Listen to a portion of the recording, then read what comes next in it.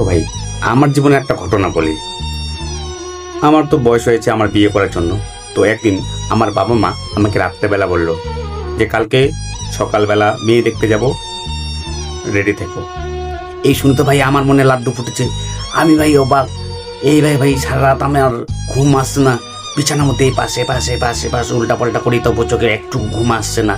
কিন্তু ভাই তারপর দিন সকাল হতে হতে আমার মনে খুব আনন্দ, মানে কি বলবো আর ভাই, মানে যা আপনাদের বলে বোঝাতে পারবো না। মেয়ে দেখতে যাব কত আনন্দ আমাদের লাগছে বলো।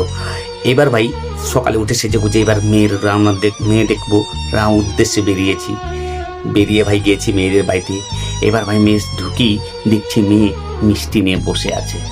ভাই মেয়ে খুব সুন্দর, আমার তো দেখেই একবারে পছন্দ হয়েছে। ধবধবে ফর্সা, একদম গরিলার মতো চকচক করছে।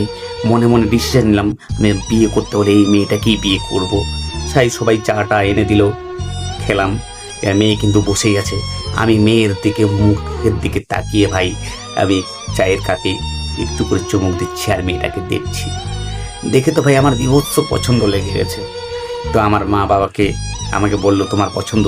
আমি তো বললাম ভাই হ্যাঁ পছন্দ। এবার ভাই মেয়েও আমাকে পছন্দ করেছে। এবার ভাই কি বলবো আর, এবার যখন আমরা দেখে বাড়ি টাড়ি আসবো, বাড়ি আসার সময় ভাই মেয়েটা আমাকে প্রণাম করতে এসছে ভাই ল্যাগড়াতে ল্যাগড়াতে। এটা দেখে আমি ভাই মনে মনে মনে হাসতেও পারছি না, কাঁদতেও পারছি না। আমি কি করবো ভাই তোমরাই বলো। এরকম স্ক্রিম আমার সাথে হয়ে গেছে।